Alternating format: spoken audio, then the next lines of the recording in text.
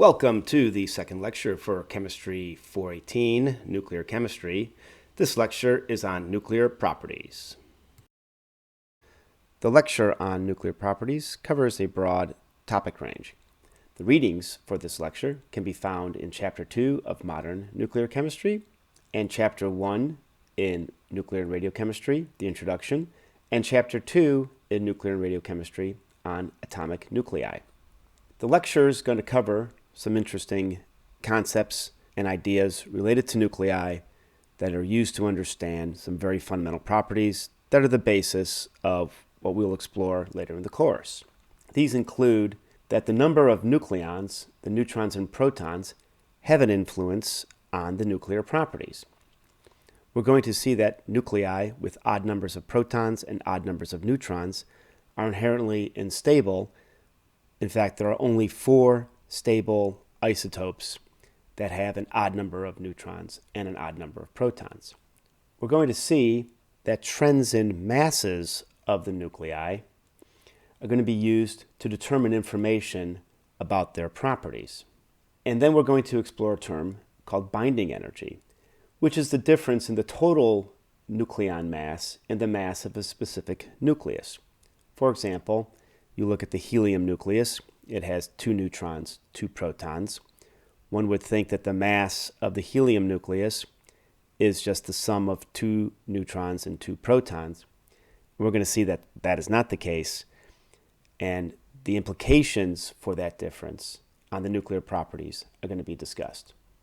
We're also going to explore how binding energy, this difference between the mass of the total nucleons and the mass of the specific nucleus, is going to be used to explain fission, fusion, and abundance of elements near iron.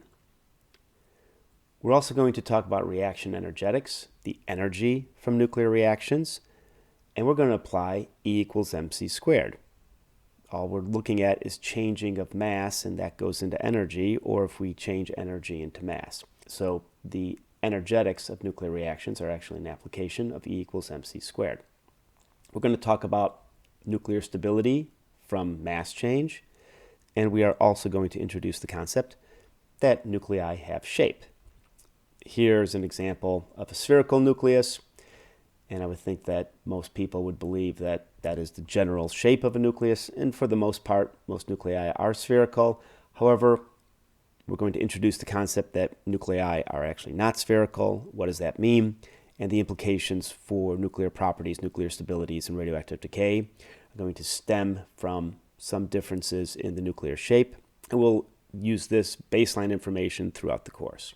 Then we're going to end the discussion on nuclear properties, talking about nuclear quantum properties, primarily spin, parity, and magnetic moment. I'm sure you've probably overlapped and seen some of these terms already, so it's going to be a brief review talking about how these properties are derived from the nucleus and the properties of the nucleons within the nucleus. Nuclear properties are basically derived from systematic evaluation of measured data. So, for instance, masses, how nuclear masses change. Imagine that you have an isotope and you keep adding a neutron to it. So the element is the same, the neutron number changes. Well, how does that mass change systematically by adding a neutron? One would think that every time I add a neutron, the mass increase would be based just upon that neutron addition. But it's actually a little bit different than that, and it has to do with the fact that the mass of the nucleus, some of that mass can be converted into energy that helps keep the nucleus together. So we'll look at masses and how those change systematically. And then we'll talk about distribution of matter, and what that really means is density within the nucleus. We'll discuss those terms and how they're derived. So fundamentally, size, shape, mass, and stability of nuclei follow patterns that can be understood. And once you have these patterns and you understand them, one develops models so that these trends can be described. So you interpret that data. That's a classic method that's been used in nuclear physics, and we'll describe how that pattern is used not only for these fundamental nuclear properties, but in methods where one evaluates decay of nuclei, trying to understand how decay occurs. So an average size and stability of a nucleus can be described by an average nucleon binding in a macroscopic model. So there will be a macroscopic model. The first models we'll talk about were very basic. We will talk about a liquid drop model. And then detailed energy levels and decay properties can be evaluated with quantum mechanics or a microscopic model. So we're going to describe how we go from a macroscopic model to a microscopic model. And an important example of trends in the nuclei can be observed just by looking at stable nuclei and the number of neutrons and protons that are in those stable nuclei. The number of stable nuclei is known. One can evaluate the number of neutrons and the number of protons for a given stable nucleus and just do a simple characterization. Say, okay, let's divide the number of stable nuclei based upon if they have an even number of neutrons and an even number of protons. And as we see here, there's this trend where there's 160 stable nuclei, so stable isotopes, that have an even number of neutrons and even number of protons. There's about an equal number that have odd number of neutrons, even number of protons, and then an odd number of protons, even number of neutrons. There are only 4 stable nuclei that have odd numbers. So odd number of neutrons, odd number of protons. Chances are, if you have a isotope that has an odd number of neutrons, odd number of protons, it's not going to be stable. So this very simple property, the very first attempt at understanding some nuclear physics, count the number of neutrons, count the number of protons. So the number of protons and the neutrons are important in the nucleus. And again, if we look at any given element, there are ranges where you have a stable configuration. And if I start adding too many neutrons or taking too many neutrons away, that isotope is no longer stable.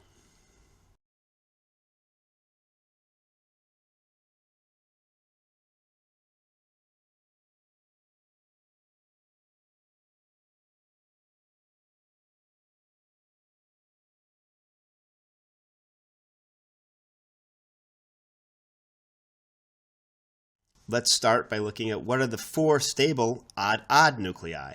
They happen to be some of the lighter stable nuclei. And if we look at the proton number of the stablest elements, well, 1, 3, 5, 7. So hydrogen, lithium, boron, nitrogen. Chances are we're going to look at those elements and they're going to have a stable isotope with an odd number of neutrons and protons. So hydrogen, 1 proton, 1 neutron. Hydrogen 2, deuterium, it's stable, low percentage. If we go to lithium, we see that lithium 6, as shown here. 3 protons, 3 neutrons, stable. Boron 10, 5 protons, 5 neutrons. And then nitrogen 14. The next odd numbered Z, so odd number of protons for an element, is fluorine. And if you look at fluorine, there is no stable isotope of fluorine with an odd number of neutrons. So these 4 isotopes here are the only 4 stable isotopes that have an odd number of neutrons and an odd number of protons.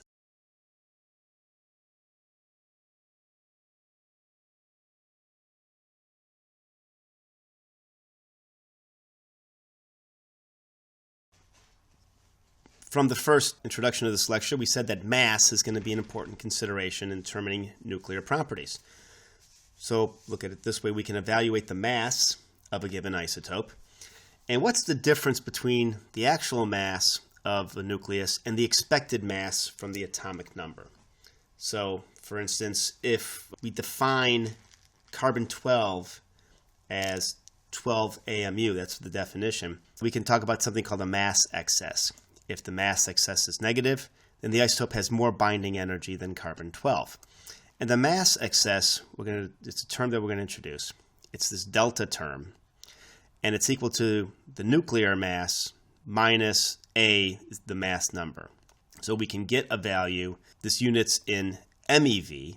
So we take a mass unit and we're converting it into MeV, which is an energy unit, so mega electron volt. So we're going to talk about this mass excess in terms of MeV. And the reason we're doing that is the numbers were 1, easier to handle, but 2, they're useful for determining energetics, since we're just taking the change in masses and already converting that to energy. And how do we do that? Well, we use E equals mc squared.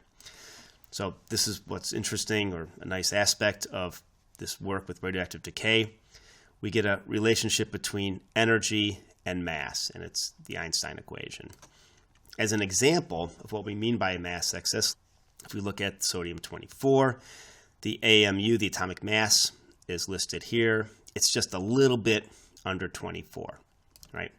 So 23.9909, etc., minus 24 is equal to this very small negative number. And I already gave you this value that we're going to convert it from atomic mass units into energy. And it turns out that one atomic mass unit is equal to 931.5 MeV. So about one atomic mass unit is about 1,000 MeV, kind of a reasonable rule of thumb. So if I take this value, multiply it by 931.5 MeV per atomic mass unit, I get that the mass excess for sodium-24 is equal to negative 8.418, etc., MeV, mega electron volts. So this is a value that we could use for equations, and it's a way of quantifying how changes in this atomic mass unit can be used to help us understand reactions. So right now all we've done is defined this mass excess term, which is the atomic mass unit minus the A of that isotope. We get a value, we multiply it by 931.5, and we get this mass excess. You won't have to do this. There's actually large tables with this mass excess data. Remember, it's the delta. The table of the isotopes, for instance, what we talked about in lecture 1, has all the mass excess for all the isotopes listed. And this is all derived from E equals mc squared.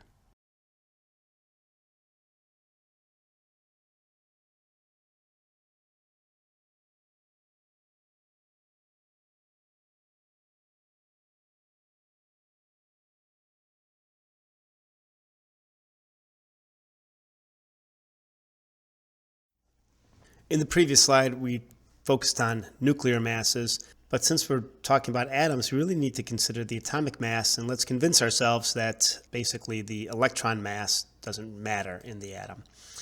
So we can talk about the nuclear mass as found from the atomic mass. So the nuclear mass is equal to the atomic mass minus the mass of the electrons plus the binding energy of those electrons. Now the electron rest mass is about half an MeV. We know that atomic mass unit is about 1,000 MeV, so the 0.511 MeV electron mass divided by 931.5 MeV is a pretty small number, 5.5 times 10 to the negative 4 atomic mass units. So the fraction of the mass that the electron has compared to a one nucleon is pretty small. So in that regards, eliminating the electron mass from this equation makes sense. The total binding energy of all electrons can be given as this equation, where the binding energy is equal to 15 z to the 7/3, where z is the number of protons in eV. As an example, with uranium, a z of 92, the binding energy is half an MeV for the electrons in uranium. So a small number. These masses are in MeV. Again, this number is also pretty insignificant. So both the binding energy term and the electron mass term can be neglected. So that allows us just to focus on the nuclear masses in any decay from parent to progeny. So our concept with using the nuclear masses is relevant. We can look at the beta decay and determine the Q value for this route. Using the mass excesses, beta decay, we have an isotope that converts an excess neutron to a proton, gives off an electron, an antineutrino, and some energy. So let's consider the beta particle, the electron, to be part of this charged new atom that's made. Since we're converting a neutron into a proton, Z goes to Z plus 1, the charge goes up. Well, let's just consider this electron as part of this. Okay, we're neglecting the binding energy, but that's okay. We know that that's not something that we really need to be concerned about. So the Q value is equal to the mass excess of the parent minus the mass excess of the progeny. An example of this, calculate the Q value for the beta decay of carbon-14. Carbon-14 decays to nitrogen-14, and beta particle plus an antineutrino plus Q. Rearrange the equation, solve for Q. So Q is equal to the carbon-14 mass excess minus the nitrogen-14 mass excess. We can look up mass excess values from this site, and we plug in those mass excess values, and we get 3.0198 minus 2.8634 is equal to 0.156 MeV. These values are in MeV. So now we have a route for calculating energies for decays. And we've shown that we can calculate the Q value for the beta decay of carbon-14. On the previous slide, we saw that the Q value for the decay of carbon-14 is 0.156 MeV. I also told you that you could get the mass excess data for the isotopes involved, so carbon-14, nitrogen-14, from the nuclear wallet cards, and the website for the nuclear wallet cards listed here. So I'll show you what that would look like if you were to go to this website and click on it. You would find a periodic table that would pull up, find carbon and nitrogen as they are shown here. Click on them in series, so you would select carbon, get the data, select nitrogen, then get your data. And what this would look like is shown here. This is Z of 6, so that's carbon. The data, mass excess in MeV, value shown here. The nitrogen data, Z of 7, nitrogen 14, shown here. So again, the Q value would be the parent 3.01989 minus the daughter 2.86341. And that's how one can calculate the Q value for that specific reaction. Using the same methodology, one can evaluate the Q value for positron decay. And again, for the positron decay, it's neutron deficient. So proton is converted into a neutron. So you have an isotope that decays. It goes from an isotope with a given Z to an isotope with a Z minus 1.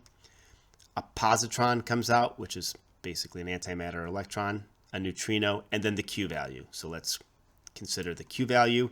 Now, fundamentally, we have two extra electrons to consider. I have this atom that decays. I've taken a proton and converted it to a neutron. So this atom has an excess electron. This positron that comes out, we'll also treat that as an electron. So we have two extra electrons to consider. Positron and an additional electron from the daughter. The mass of each electron is 0.511 MeV. So we need to add this, we need to consider this term, 1.022 MeV total from the electrons. So we look at a Q value is equal to the parent mass minus the sum of the progeny mass and 1.022 MeV, the 1.022 MeV accounting for the electron and positron. Let's consider the positron decay of niobium-90 to zirconium-90. A positron is emitted. We look up the mass excesses for niobium-90, zirconium-90. The positron and electron mass is listed here as 1.022 MeV.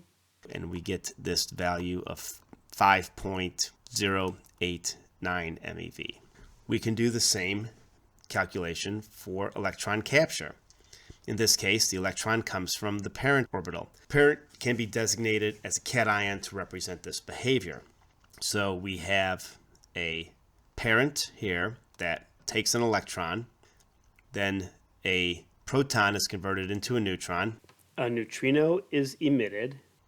So from this, the Q value is just equal to, well, this gets neutralized, so we don't have to worry about electron mass. So it's just the mass of the parent minus the progeny mass. So let's look at the electron capture of bismuth-207 to lead-207. Again, that's moving down the periodic table. We can negate and ignore the neutrino. The Q value is listed here, so we just need to get the mass excess for these isotopes. We obtain the mass excess for these isotopes, we run the equation, and we get that electron capture of bismuth-207 is 2.3947 MeV. We can do the Q value calculation for alpha decay, and this is shown here, where I have an isotope, it decays, it emits a helium nucleus, which is shown here. The progeny loses 2 neutrons, 2 protons, so the A is reduced by 4. The proton number is reduced by 2. So let's consider the alpha decay of americium-241. It decays to neptunium-237. And the alpha particle. So the Q value is equal to the mass of the parent minus the sum of the progeny mass and the alpha particle mass. So we can use mass excess to determine this. We can also do this with something called the Q value calculator, and I'll show you how to use that later in this lecture. But let's consider the terms that we have here. One needs to get the mass excess of americium-241, neptunium-237, and helium-4, the alpha particle. The mass excess of americium-241 is provided here. The mass excess of neptunium-237 is listed here, and the mass excess for the helium-4 nucleus, which is the alpha particle, is listed here. And I pulled this out of compendium of information and data that's in the back of the textbook, Nuclear and Radiochemistry. So we get this Q value. And then if I look at the alpha decay energies for americium-241, I actually find that the Q values are over the alpha decay energies.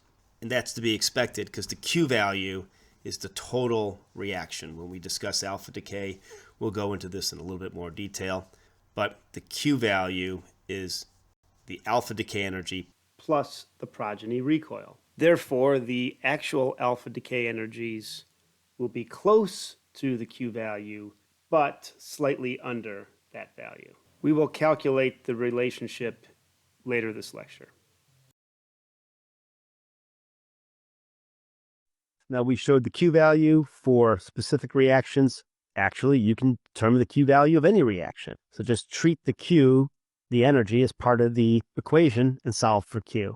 So example, imagine this reaction where we take some iron and we have a target of iron and we hit it with helium-4 and cobalt-59 is made along with a proton. What's the energetics of that reaction? Well, we can write the Q value. It's the mass of the reactant minus the mass of the products. So we have the mass, C squared makes it into energy. The Q value calculator, which we'll talk about, I can enter this information and out comes a value. I can get the mass excess and Q value data that are necessary from a number of different sources. This table of the isotopes, Q value calculator, and then atomic masses of isotopes. This Q value calculator is a tool from the National Nuclear Data Center at Brookhaven National Laboratory that you can input the reaction information and the Q value will come out. Q values can also be calculated using websites. One does a search for Q value calculator, 2 sites will show up. One will be from Brookhaven National Laboratory, another from Russia. Let's look at both these, but focus in on the one from Brookhaven National Laboratory. So this Q value calculator, the data that it uses, the mass evaluation data is shown here. So in our previous slides, we went over how to do the calculations from the mass excesses. This website uses the mass excesses found here. And you can read some of the disclaimers on this site. And for instance, NN or N, lowercase or uppercase NN is listed as a neutron. So there's a few things this site can do. First, we'll start with the summary. And if we just put in an isotope, let's start with bismuth-212 and say submit, it'll give me all the information about the decays of bismuth-212 and some of the nuclear data. So here's the isotope bismuth-212. It'll have the mass excess, the binding energy, per atomic mass, the atomic mass units, the neutron mass, the Q value for beta minus, number of different decays, electron capture, positron, neutron, proton. As you can see here, there's many different types of reactions that can occur. Decays that are calculated doesn't mean that they all will be seen, but any reaction that's positive does have a possibility, thermodynamically speaking, of occurring. And for bismuth-212, I want to note that beta minus has a positive Q value, and again, these Q values are in keV. They're not explicitly listed, but these values are in keV. And the alpha also has a positive Q value. This isotope does in fact branch. It decays about 33% by alpha and the remainder by beta minus. So if, as opposed to getting all this decay data, if one wanted to just get a specific decay, you can put in the isotope, the decay mode, and let's just say alpha, and submit. And the Q value for the bismuth-212 alpha decay to thallium-208 is shown here. And this is the Q value, and keV is listed. We could also say, well, what if we just wanted to know what would, if I have bismuth-212, what would have to decay in order to make a certain isotope? So let's say if I wanted to make lead-208. Well, bismuth-212 to make lead-208 would need a hydrogen-4 emission, very unlikely, but it will give you the Q value here. Or if I said, what if deuterium is emitted? So bismuth-212 plus deuterium yields lead-210. Now, this Q value not only can be used for, this Q value website can not only be used for the decays, but also for nuclear reactions. As we discussed in a previous slide, we're showing reactions with iron, but let's take a classic reaction. Let's take lead-208,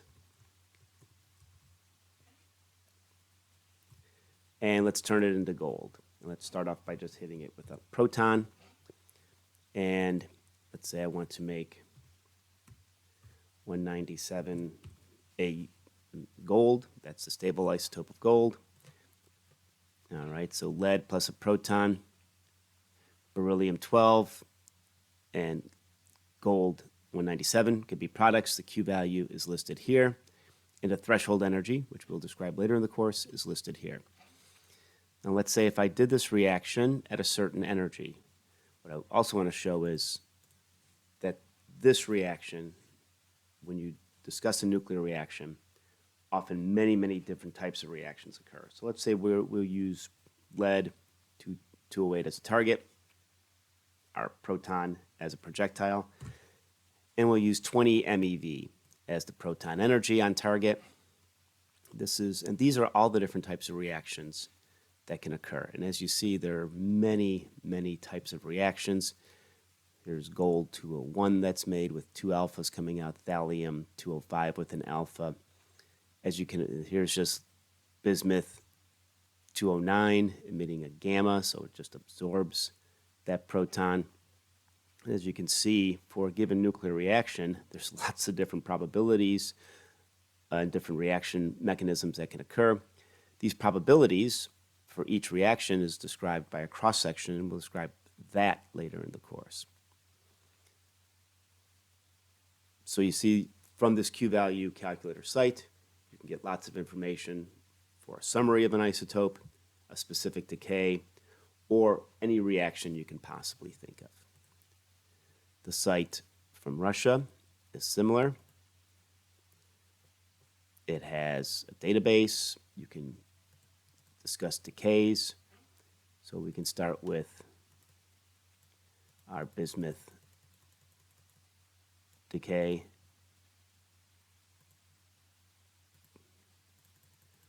Bismuth-212. Let's just make it go to an alpha particle. thallium-208, and we get the Q value. We can do a reaction. Lead-206 plus deuterium. Let's make gold. And beryllium-11, and here's the Q value. This site we could do 3 fragments or 4 fragments. We can also do a fusion reaction. So both these sites can be used during the course. The means of doing the calculations were previously discussed, but for any time a question is related to Q values, please feel free to use this material, either of these sites, during the course. So let's review what we've gone over about Q value calculations. So Q value for the beta decay of sodium-24, sodium-24 decaying into magnesium-24, beta particle, antineutrino, Q value. Set up. Let's solve for the Q value. Remember, for beta minus decay, we can combine the progeny and the electron together, so we don't need to break out the electron mass separately for the Q value calculation for beta decay. So the Q value is just sodium-24 minus manganese-24.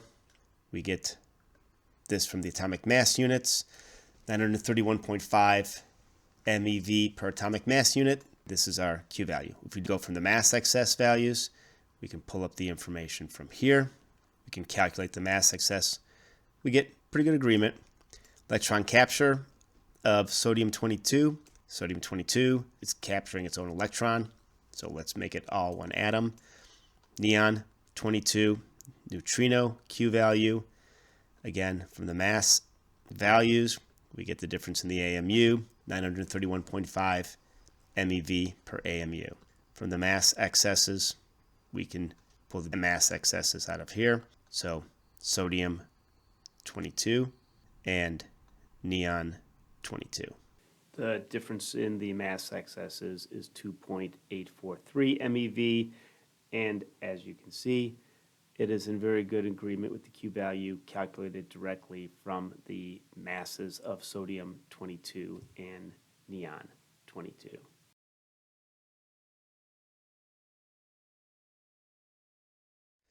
There's a term we've already introduced, binding energy, that comes from these energetic terms. Binding energy is the difference between the constituent nucleons and the mass of the nucleus.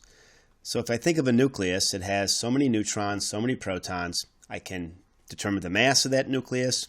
I know the mass of neutrons and protons, and I can compare the two. And fundamentally, there's a difference in those masses, and that can be thought of in terms of energy released if all the nucleons were used to form the nucleus. The nuclear mass is not equal to the sum of the constituent nucleons. So we can talk about an energy that goes from the number of protons and the number of neutrons in a nucleus minus the mass of the nucleus. That mass must have gone somewhere, goes into the energy that keeps the nucleus together. So we'll call it binding energy. And we actually describe binding energy per nucleon, because if I have a larger nucleus, if I have more of these nucleons interacting, the binding energy will be greater just because there's more nucleons. So we actually want this average binding energy. So we can calculate a total binding energy equal to the mass of the protons plus the mass of the neutrons minus the mass of the nucleus, and then multiply it by c squared to get energy. And then I divide that by the total number of nucleons in the nucleus, and I get an average binding energy, or a binding energy per nucleon. So it describes how some of this mass is converted into energy that keeps the nucleus stable. So one of the trends that's observed is that the binding energy of an even A nucleus is generally higher than the adjacent odd A nuclei. And if we think about this, even nuclei dominate, and they tend to have the most stable configurations. Another trend that's borne out from this binding energy curve, as we see here, is that I can fuse atoms together and create energy. This is where the concept of fusion comes from, and it's effectively used in stellar processes. So stars run off of fusion. We know that we could take lighter atoms, create helium. Helium is shown right at that peak right there. But what this curve shows is that you can actually get energy by fusing elements all the way up to iron. This is in fact what stars do. One of the other things that this binding energy curve shows is fission. I can take heavy elements, split them in two, and they create elements with larger binding energies. This is a driving force for nuclear fission. We also see that energy release from fission creates these lighter isotopes. There's this maximum stability around iron. This stability is actually responsible for the observed abnormally high abundances of the iron groups in the elements right around iron. And elements up to iron can be formed in stellar fusion. So you get stars gaining energy by fusing these elements together. And we will talk about the stellar processes for making elements later in this course.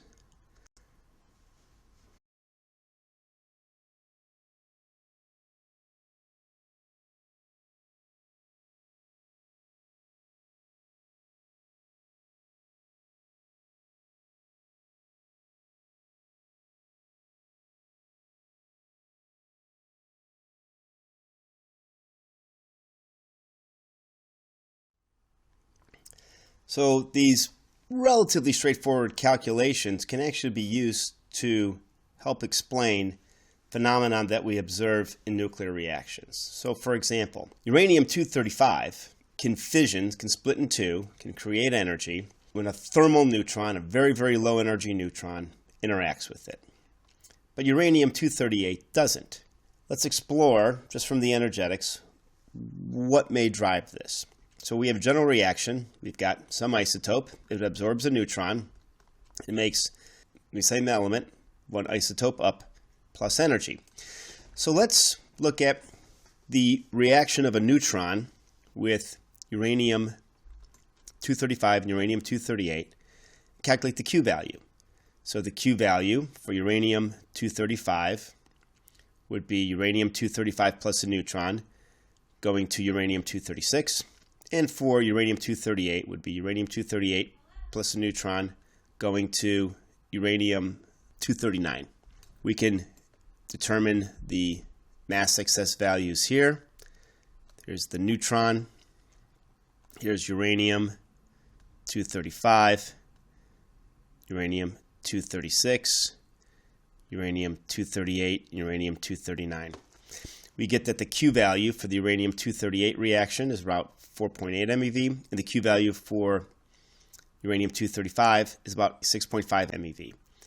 It turns out that fission requires somewhere between 5 and 6 MeV to overcome this fission barrier. Does uranium-233 fission from a thermal neutron?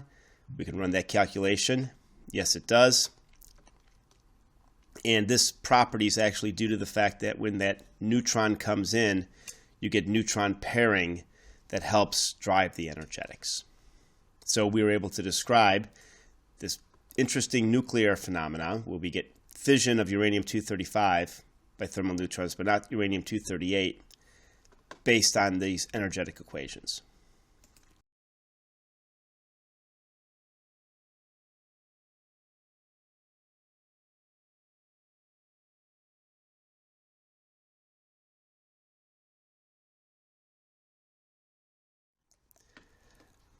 Based on everything we've discussed, masses, how those masses can be used to evaluate binding energy, we can now use this information to actually develop a simple model of the nucleus. So we're going to talk about a model of the nucleus, and this model is basically going to be based on a liquid drop. Very simple. We're going to call it the liquid drop model of the nucleus. That's what it's called. And some of the concepts of this model are described here. So that the volume of nuclei are basically based on the number of nucleons present. You can't compress nuclear matter, so the size is fundamentally based on the number of nucleons. And this is the basis of the equation of the nuclear radius. Radius is just proportional to the number of nucleons. And something being incompressible sounds like water. The total binding energy of nuclei are nearly proportional to the number of nucleons present, so there's a saturation character. That means that the nucleons tend to only interact with a small number of other nucleons.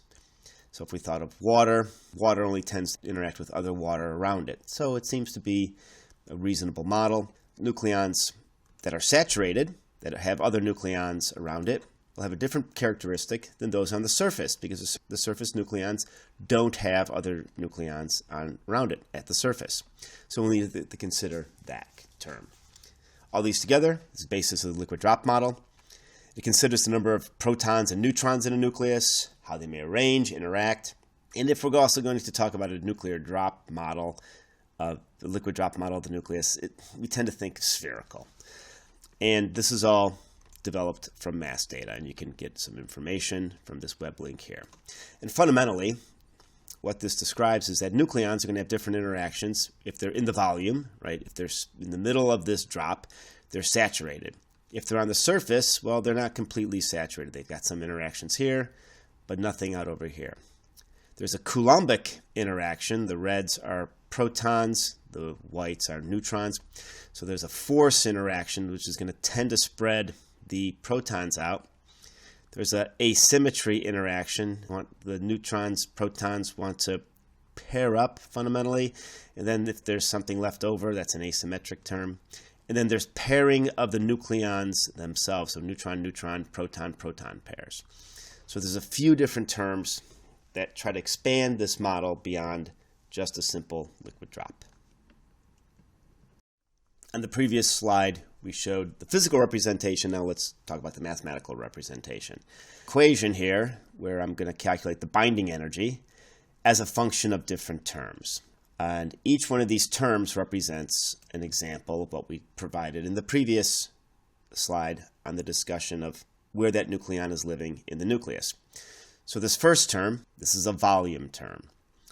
It's the dominant term in the liquid drop model. And at first approximation, the binding energy is proportional to the total number of nucleons. So I've got a term here that describes the total number of nucleons. This term here, the n minus z squared divided by a, represents a symmetry energy term. The binding is due to nuclear forces. That's due to nuclear forces is greatest for a nucleus with the equal number of neutrons and protons. It's kind of a pairing aspect, the pairing of neutrons and protons. This is just something that comes out of some of the studies. So they want to try to work this term into a volume term. So this is why the equation has these relationships between neutrons, protons, and A. And then there's some constants that are used to evaluate the term.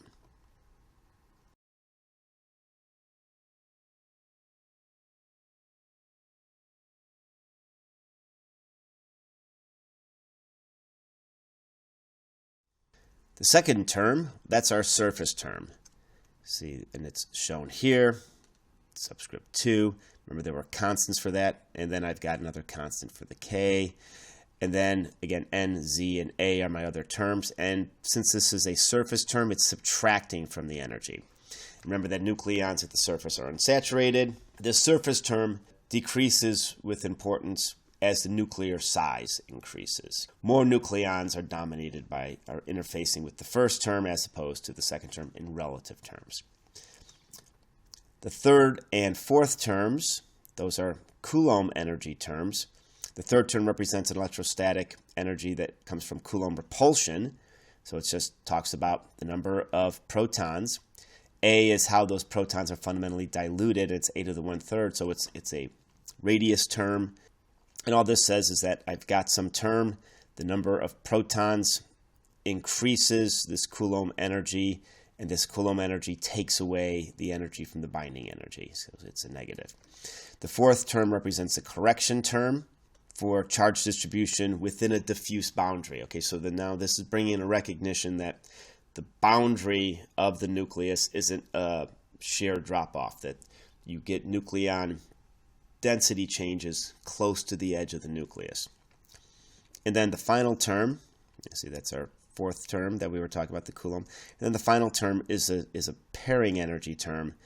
And this takes in account some of the trends that are seen that the binding energies for a given A will depend upon whether the N and Z are even or odd. If it's an even nucleus, they tend to be the most stable. So this is a term that's used.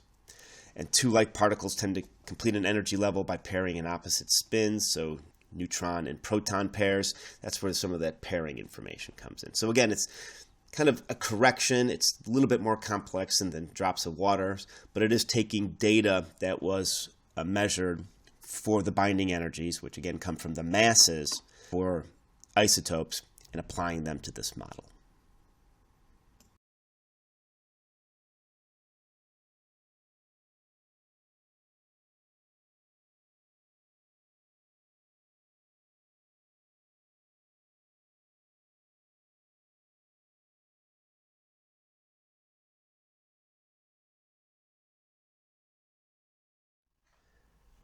Using the data that we've described to calculate the binding energy from the liquid drop model, one can compare experimental data to some of the calculations. Now, if we can get the binding energy, then we can get the mass. So what's shown here is an example of a comparison of experimental and masses measured through the liquid drop formula. So these are the differences, and the differences are listed in MeV. And we have it plotted against proton number and here against neutron number. And if you look at this, there's some trends. We see that at 2, 8, 20, 28, 50, 82, and 126 for both the neutrons and the protons, we see these variations. And this is kind of evidence that there's some stability going on at these numbers. So we get unusual stability exhibited with 2, 8, 20, 28, 50, 82, 126. We're going to see that these are magic numbers. These are numbers where nucleons, when they fill to those levels, both protons and neutrons, incur stability within the nucleus. You can think about it in terms of electrons. When you fill a shell in an electron, you get noble gases. The nucleons, we're going to learn, do the same thing. So neutrons and protons fill shells in nuclei, and we get these stabilities at these numbers. So this evidence is coming from mass. We're getting the binding energies, and then we also get some information related to elemental and isotopic abundances. This is deriving the fact that just like electrons, there's concept of closed shells in nuclei. So we're seeing a similarity, trying to identify some trends. Now, we've been able to use the liquid drop model, and if you look at the data, you see that there's differences up to on the order of 10 MeV, which isn't really good.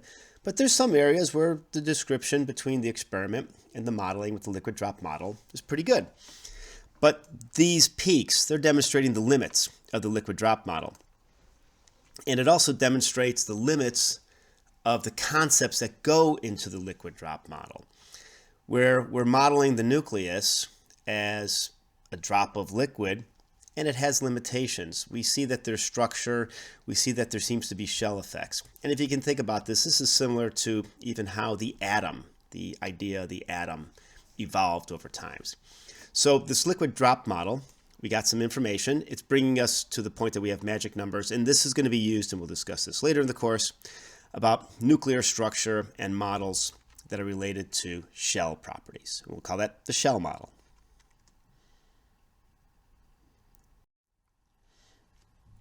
Another way of evaluating trends within nuclei is to look at something called mass parabolas. It's a way of demonstrating stability by constructing some binding energies. So what we have here is basically a way of showing how much extra energy a isotope has compared to the other isotopes in its isobar. So here we plot A of 157, A of 75, and fundamentally here we have energies. These are your Q values. So zinc 75 decaying to gallium 75 has this much energy. Gallium to germanium, germanium to arsenic, and we see that there's a stability point here at arsenic. Krypton decays to bromine, bromine to selenium, and then the selenium to arsenic. If we go to the 157, we're looking at the lanthanides, we see a similar trend. So what this shows is it's a way of plotting the energy from one isotope to another. It also clearly identifies those stable isotopes. Those are at the bottom of the mass parabola. And for odd A isotopes, there's only one beta stable. And for even A isotopes, sometimes there'll be multiple beta stable isotopes.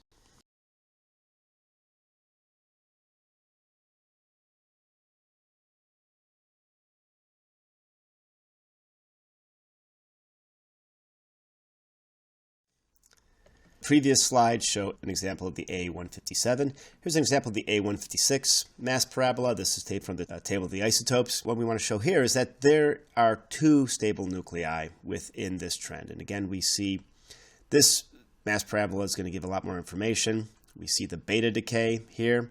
So neodymium, promethium, samarium, europium, gadolinium. We're going up in Z, and then here we're going down in Z from tantalum all the way to gadolinium. But what we see is that as we go from the beta decay side, we're going to reach a point where this europium decays to the gadolinium stable, and then on this beta positive side, we go down and we hit a point where the holmium would decay to dysprosium. Now dysprosium is at lower energy, so this is a plot, you can think of this as a plot of N for a given Z versus energy. Dysprosium here is lower than the holmium and the terbium. Now, the dysprosium is higher than the gadolinium, so there is a possibility that the dysprosium could decay to the gadolinium. Some isotopes do that through double beta decay, but the dysprosium isn't going to decay to the terbium because that's energetically not allowed, but the terbium here could still electron capture to gadolinium. So for an A of 156, we'd expect to see two stable isotopes, the dysprosium and the gadolinium. And the other thing you should note with this, for a mass parabola with two stable isotopes, you will not see the two stable isotopes right next to each other in N. So you wouldn't have stable terbium and stable gadolinium. They'd both have to be at the exact same energy level. The stable isotopes are usually off by 1 N.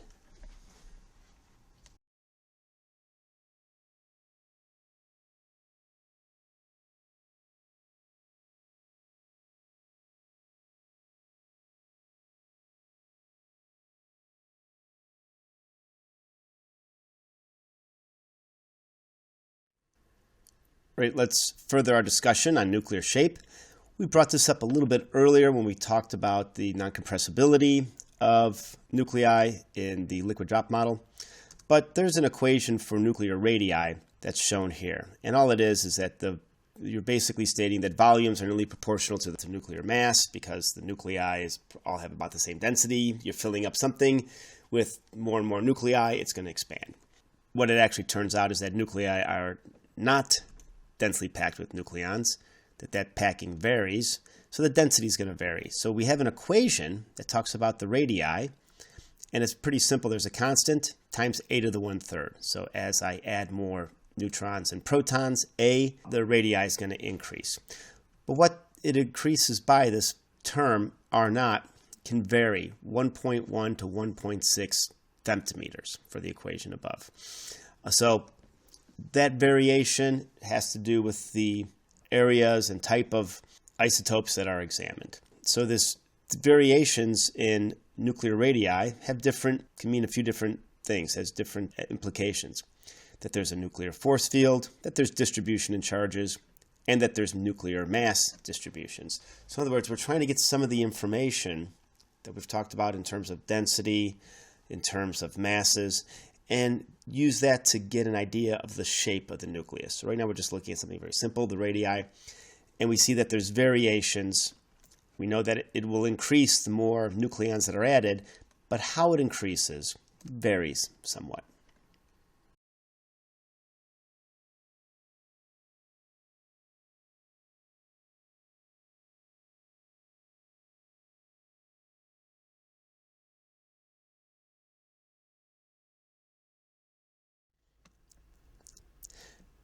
The scattering data that was collected showed some differences in expected behavior of the nuclei, and that in turn led to the ability to describe the potentials in which the nucleus was constructed of. So in other words, the scattering experiments provided information, just like as we did with the liquid drop model. You had some models, you got some more data, you saw variations, so then you kind of change your models so that it helps explain the data that you're collecting better. So you see that it's an iterative process, which was used often. It's used in all areas of science, but was, the examples we're talking about today relate to nuclear properties. So the scattering experiments, the data potentially, approximately agreed with the square well potential in the nucleus. So imagine that the nucleons sit in this square well potential, the solid line that's shown here. This is for protons. You have a little bit of potential on the top here. This is for neutrons. There is no potential here. And what this means is that neutrons can easily enter the potential, where protons have to have a bit of energy to get into the potential. This has to do with charge. So it takes coulombs and Coulomb property into the variation. Now, the data actually seems to point to a Wood-Saxon fit. And this is the dashed lines. And the difference is you see that the square wells, it's a little bit, the distance here is a little bit smaller at the bottom of the potential, larger at the top of the potential. But the reason that you have this is that this Wood-Saxon potential can describe some of the variations in nuclear density as a function of distance from the center of the nucleus. And you can determine something about a potential by understanding the potential at the origin and applying this equation where r is the distance. R is the distance here from the center from which you get a half potential. A is a constant, and this is the potential at the center of the nucleus. So now this information was utilized. You get an R naught of 1.35 to 1.6 femtometers for a square well. This term changes a little bit for the Wood-Saxon potential if you're looking at the half potential, so where it drops from the center to the half, or this where it goes from 90 to 10% of the full potential. This R naught goes to 2.2 femtometers. And this 90 to 10% drop can be defined as the nuclear skin thickness. Here's an example of the nuclear skin thickness. Pictorial example, you can imagine it that in the center you have a very dense nucleus. As you go out towards the edge of the nucleus, the nucleon density decreases, so you get this skin. And here's an example of the density at a given distance is equal to expanded equation, where it's a function of the initial potential, the initial density. You see we have this distance here, which describes this skin thickness. You can use this to start assessing different properties of nucleons, and an example, what's shown here, is what percentage of nucleons in a given nucleus are in this skin. And we see that for something that's small, like carbon-12, the bulk of the nucleons are in the skin, whereas something for heavy, like uranium-238, the majority of the nucleons are outside of the skin. So again, we're seeing some variations in some nuclear properties, and all this comes back to just utilizing information that could be easily measured, such as mass, and how it's applied. We're going to complete Lecture 2 by reviewing some properties that you may already be familiar with of the nucleus.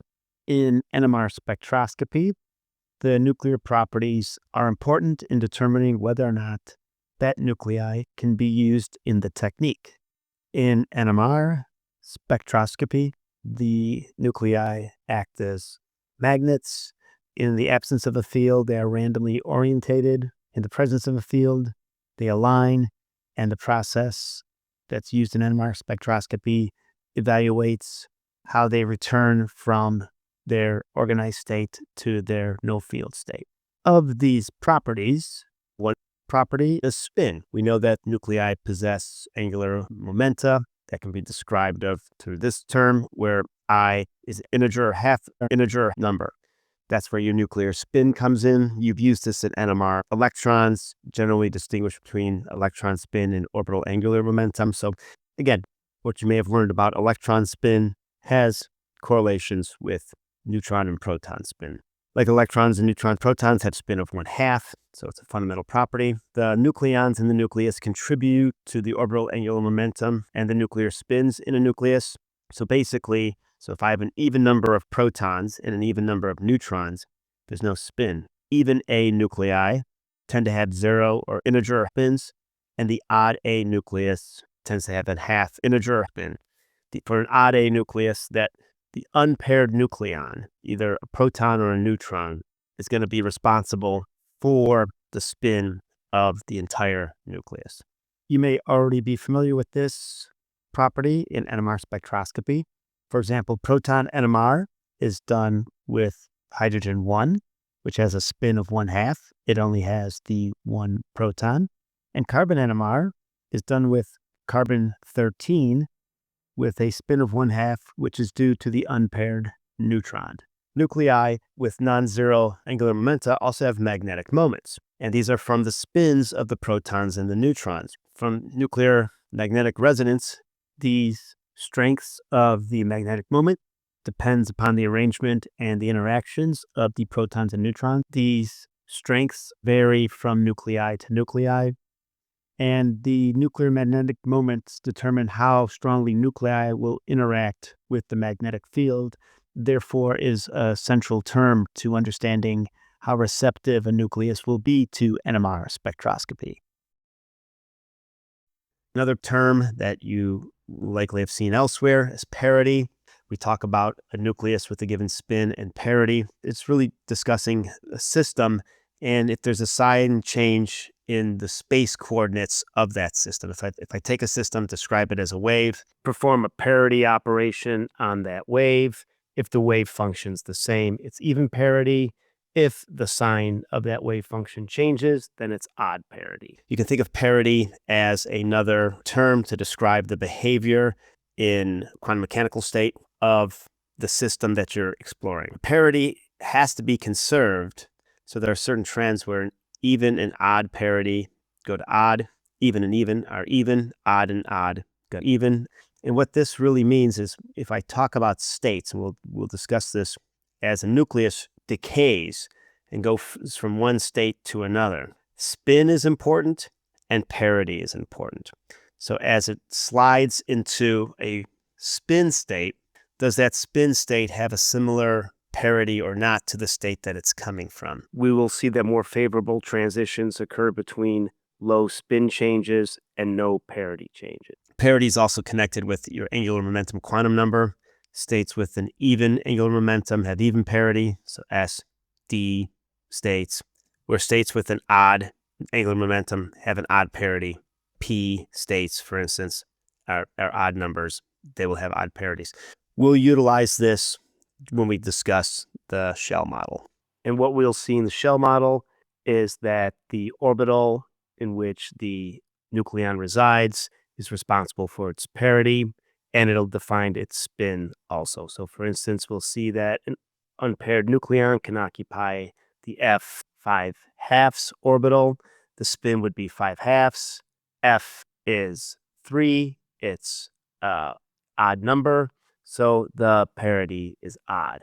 D 5/2 can also be occupied. D would give it a spin of 5/2, but D being an even number, as shown here, would give the parity an even orientation. So that orbital would be 5/2 plus. And as a review, here are some properties of elementary particles: charges, rest mass, spins, magnetic moments, and if it behaves, what sort of statistics they follow. And we've talked about electron, photon, positron, neutron, and then proton within this lecture.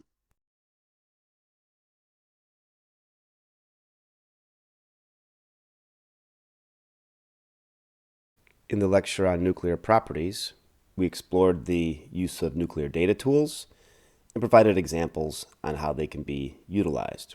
We discussed nucleon number, particularly the number of protons and neutrons in a nucleus and how that relates to nuclear stability.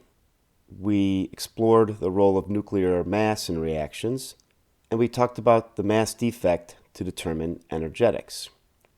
We also explored binding energies, the mass parabola, and an introductory nuclear model based upon a liquid drop. This lesson also explored how to determine Q values in a number of different routes, including calculations, finding the data for specific reactions, or calculating specific reactions from the Q value calculator. We discussed how nuclear radii are determined. We talked about nuclear potentials and models, and also briefly discussed nucleon distribution within the nucleus, how nuclear matter density changes as one travels from the center to the edge of a nucleus. We also explored some quantum mechanical terms, and this is fundamentally a review, terms you should have seen previously.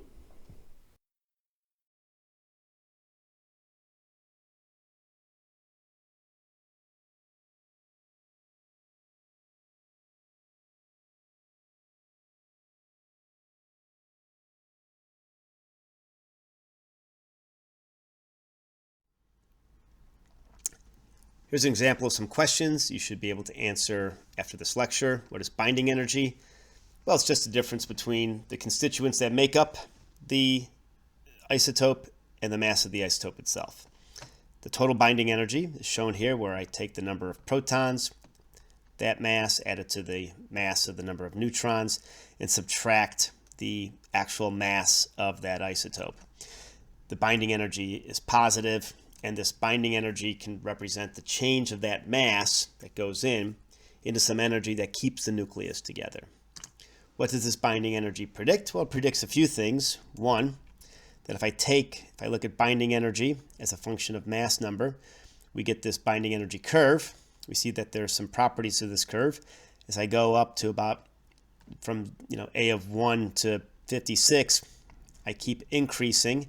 So this means if I take elements and put them together, I can fuse elements and gain energy. When I get to this iron group, this peak iron group here, I have a maximum value, and this is one of the reasons that iron has a relatively high abundance compared to other elements. So the iron group, that elemental abundance, is related to this nuclear property. And then finally, I can fission an isotope, something that's heavier. I can go from something heavy to something lighter. The binding energy increases, so energy gets released. Another question could be relationship between stable isotopes and the number of neutrons and protons. Well, we discussed that of the stable isotopes, over half of them are even. About an equal number are even-odd, odd-even. And there are only 4 stable isotopes with odd number of neutrons and odd number of protons. So even nuclei tend to be the most stable.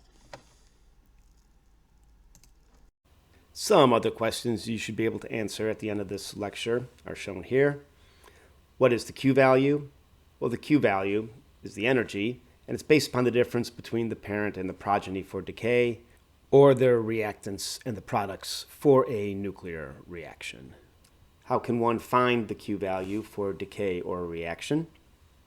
Well, you can use the mass excess. You can go to the mass excess database, get the mass excess for all the components of your decay or your reaction, set it up in an equation, reactants minus products, just as you would in a chemistry reaction, and then determine the Q value. You can use the Q value calculator from the website. You can get the table of the isotopes and get the data if it's from a decay, or you can go to the chart of the nuclides on the web and also get the same decays. The difference for the chart of the nuclides is that you can get Q values for reactions that don't occur. And as a note, those Q values for decays that are positive are likely to occur or can be thermodynamically possible to occur, while those Q values that are negative are unlikely or thermodynamically unfavored to occur. How can you calculate the nuclear radius? Well, through this simple equation that's based upon the total number of nucleons.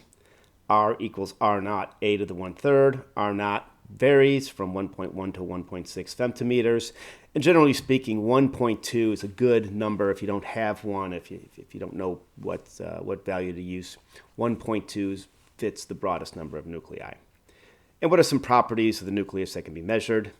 These are some of the fundamental properties: nuclear spin, the parity, and the magnetic moment. Magnetic moment is obviously a term that if you do NMR spectroscopy, you utilize this magnetic moment term.